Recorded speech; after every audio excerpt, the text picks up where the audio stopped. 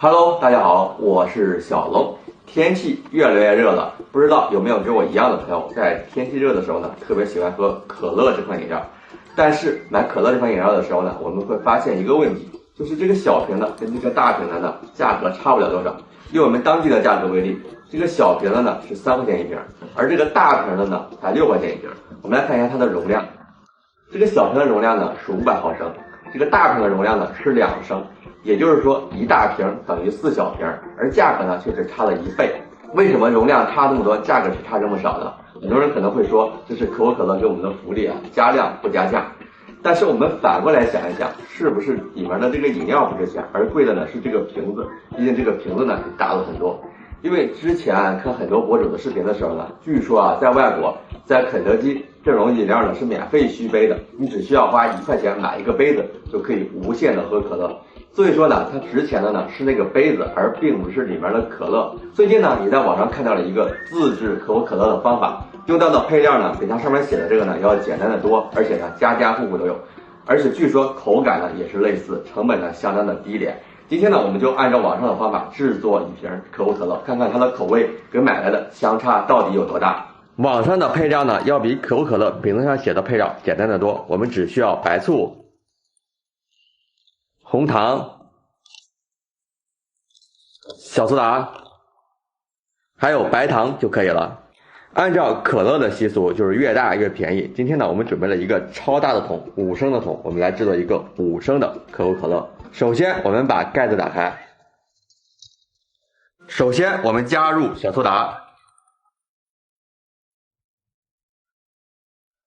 然後加入白糖，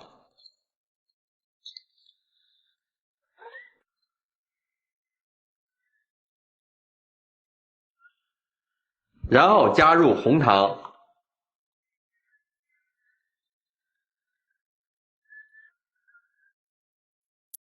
然後加入白醋，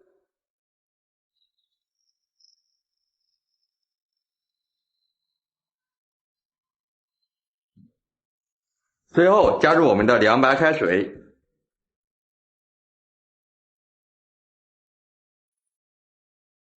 好，我們這個5升的大可樂啊就制作完成了。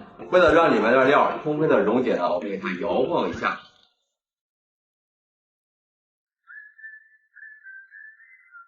還是有些氣泡感，還是挺不錯的啊。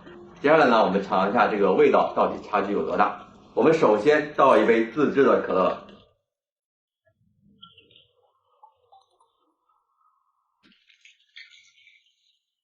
然後呢，倒一杯我們這個買的可樂。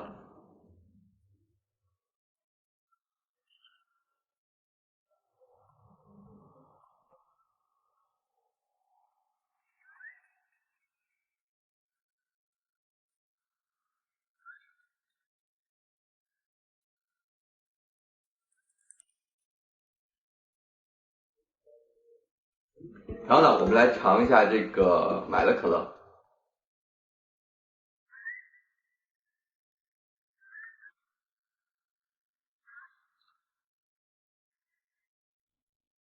從味道上來說呢，這個買的可樂跟上次做的雪碧一樣，這個買的可樂呢稍微有點氣兒，這個氣兒呢是比較足的。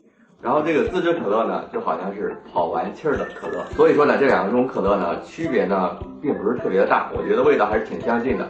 唯一的區別呢，就是因為這個氣兒多，這個氣兒少。這個呢就等於是放完氣兒的可樂，喝起來呢還是蠻不錯的。所以說呢，我們就明白了為什麼這個可樂是瓶子越大越便宜呢？可能它貴的並不是這裡面的液體，而只是這個瓶子而已。因為這個瓶子大了很多，所以說呢，造價的成本呢也會提升。如果說有興趣的小伙伴呢，也可以自制一瓶可樂喝喝看，看看這個味道到底是如何。今天的視頻呢就和大家分享到這兒了，我們下期再見，拜拜。